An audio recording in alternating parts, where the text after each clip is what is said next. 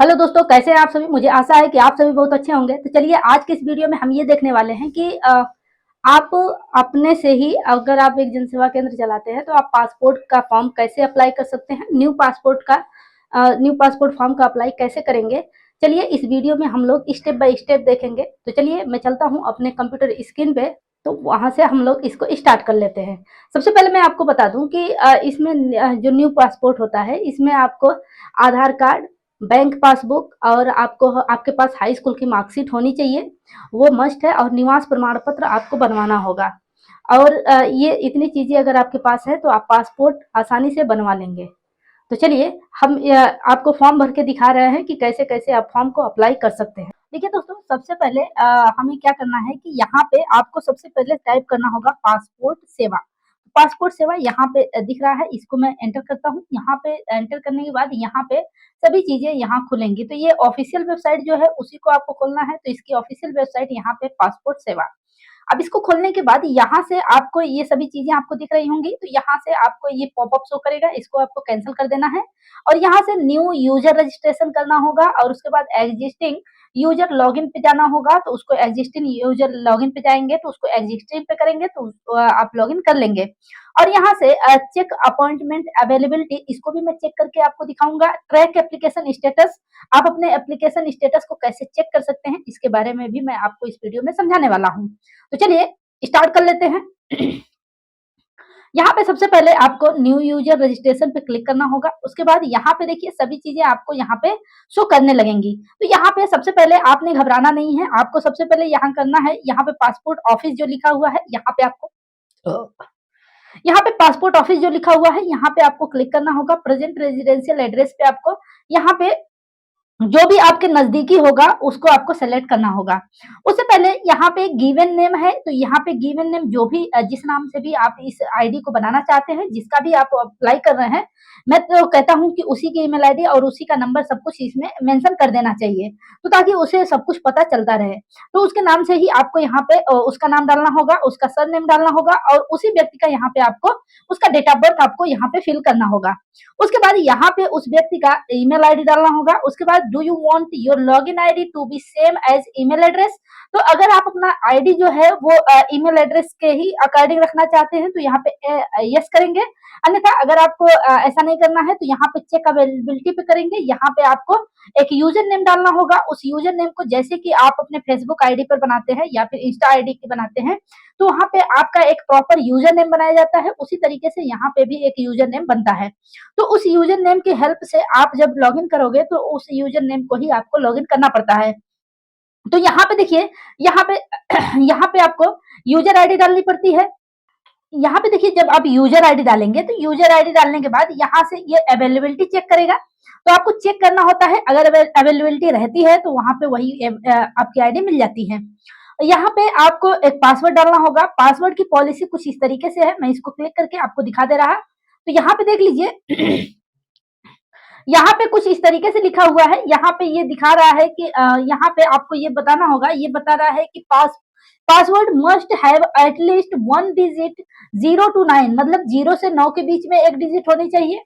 And 1 lower case A to Z, A to Z जो है उसके अंदर एक लोअर केस आपका होना चाहिए, मतलब A लिखें या B लिखें या C लिखें या A to Z के बीच का जो भी अल्फाबेट आप लें उसका एक स्मॉल होना चाहिए। और एक यहाँ पे लिखा है and upper case character A to Z, मतलब कि A से Z के बीच में जो भी अपर केस में हो, मतलब कि उसमें कैपिटल में आपको एक लेटर लिखना होगा, कम से कम एक लेटर लिखना ही होता है, ठीक है।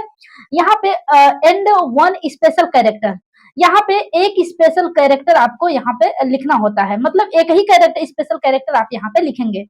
It can contain minimum 8 character and maximum 14 character with on blank space with no blank space। तो यहाँ पे इसका कहना ये है, यहाँ पे इसका कहना है कि 8 से 14 8 to 14 कैरेक्टर के बीच में आपका जो ये पासवर्ड होगा वो इसी के बीच में होगा और वो भी बिना ब्लैंक के आप इसमें लिखेंगे। चलिए मैं इसको क्लोज कर देता हूं। अब यहाँ पे आपको पासवर्ड लिख लेना होगा और यहाँ पे कंफर्म पासवर्ड करना होगा। और यहाँ पे जैसे मैं आपको यहाँ पे बता दूं कि कैसे आप यहाँ पे पासवर्ड लिख सकते हैं, मैं उसके तरीके से आपको बता दे रहा हूँ। जैसे मान लीजिए कि आपका नाम है, ठीक है, आपका यहाँ पे नाम है कोई, अब उस नाम को ही आप ले लीजिए। जैसे मैं आपको यहाँ पे कुछ लिख के दिखा दे रहा। यहाँ पे देखिए जैसे कि आपको, जैसे मान लीजिए आपका नाम सोनू अहमद है, तो यहाँ पे कैपिटल एस लिख एक आपको कैपिटल एस लिख लीजिए, आप एक स्मॉल ए लिख लीजिए, ठीक है।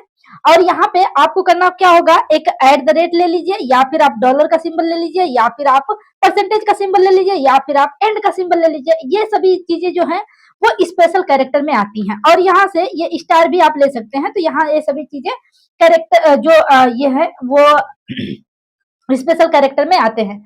अब रही बात, तो यहाँ पे चलिए मैं डॉलर को ले लेता हूँ, और यहाँ से आपको जो भी यहाँ पे पासवर्ड जनरेट करना है, जैसे कि आप यहाँ से कोई भी नंबर यहाँ पे सेलेक्ट कर सकते हैं। अब यहाँ पे आपको देख लेना, अब यहाँ पे आपको देख लेना है कि ये सभी चीजें जो हैं वो जो ये जो कैरेक्टर्स हैं, ये सभी चीजें 8 अंक के नीचे हैं कि 8 से ज्यादा हैं। तो ये 8 से ज्यादा होनी चाहिए और 14 से कम होनी चाहिए। तो ये क्या हो गए, 2, 3 और 3, 5 और 7, ये 9। तो ये 9 लेटर्स हो गए। तो यहाँ पे इस तरीके से भी आप इसको कर सकते हैं, ठीक है। तो इसमें कोई खास बात नहीं है, आप पासवर्ड को अच्छे तरीके से बना लेंगे। तो चलिए मैं पासवर्ड को बना के दिखा दे रहा कि किस तरीके से आप यहाँ पे पासवर्ड को बनाएंगे, ठीक है। तो यहाँ पे हम पासवर्ड को बना लेते हैं। सभी चीजों को मैं यहाँ पे फिल करके फिर मैं आपको आगे दिखा रहा हूँ कि किस तरीके से आपको करना है। तो चलिए, हाँ, मैं इसको फटाफट से भर लेता हूँ। यहाँ पे आप देख सकते हैं कि मैंने सभी चीज़ों को अच्छे तरीके से फिल कर लिया है। यहाँ पे मैंने जो लॉगिन आईडी डाला है वो भी बिल्कुल करेक्ट है, वो लॉगिन आईडी बिल्कुल खाली है, तो उसको भी मैंने सेलेक्ट कर लिया। अब यहाँ से मैं रजिस्टर पे क्लिक करता हूँ। रजिस्टर पे जैसे ही क्लिक करूँगा, यहाँ पे देख सकते हैं आप कि यहाँ पे ये कुछ चीज़ें खुल गई हैं। यहाँ पे कह रहा है thank you for registering on the passport Seva portal to activate your account please click link email sent sent to your email ID this link will be active only 1/1/2024। तो यहाँ पे मैं उस ईमेल आईडी को खोलता हूँ और वहां से मैं इसको वेरीफाई कर लेता हूँ। अब मैंने यहाँ से इसको वेरीफाई कर लिया है, ठीक है। अब यहाँ से आपको ईमेल आईडी खोलनी है। ईमेल आईडी खोलने के बाद जैसे कि मैं यहाँ से आपको बता दे रहा कि कैसे आप ईमेल आईडी को खोलेंगे। तो यहाँ से आपको बैक जाना है, और यहाँ से आपको यहाँ पे देखिए आपका ईमेल दिख रहा होगा, तो यहाँ पे आपको अपनी ईमेल को खोल देखिए, मैं यहाँ पे अपने जीमेल जो है उस जीमेल पे खोल लेता हूँ। जीमेल को खोलने के बाद यहाँ से आपका जो भी जीमेल है वो उसमें आपने एंटर कर लिया है। एंटर करने के बाद यहाँ पे आपको पासपोर्ट एडमिन दिखेगा। यहाँ पे जैसे ही आप पासपोर्ट एडमिन पे क्लिक करेंगे, यहाँ पे आपको यहाँ पे एक लिंक शो करेगा। इस लिंक को आपको यहाँ पे क्लिक करना है। जब इस पे क्लिक करेंगे तो वो अकाउंट आपका एक्टिव हो जाएगा। तो यहाँ से आपने जैसे ही क्लिक किया, यहाँ से वो अकाउंट आपका एक्टिव हो जाएगा। यहाँ से ये यूजर आईडी मांग रहा है, तो आपको यहाँ पे यूजर आईडी दे देनी है। यहाँ पे जैसे ही आप यूजर आईडी देंगे, ये यूजर आईडी को जब आप सबमिट करेंगे तो यहाँ से ये सबमिट हो जाएगा। अब यहाँ से your account has been activated successfully, जैसे ही जो भी आपने यूजर आईडी बनाया था उसी यूजर आईडी को आपने डाला, तो यहाँ पे account has been successfully activated हो गया है। अब यहाँ से मैं आपको सभी चीजें करके दिखाऊंगा।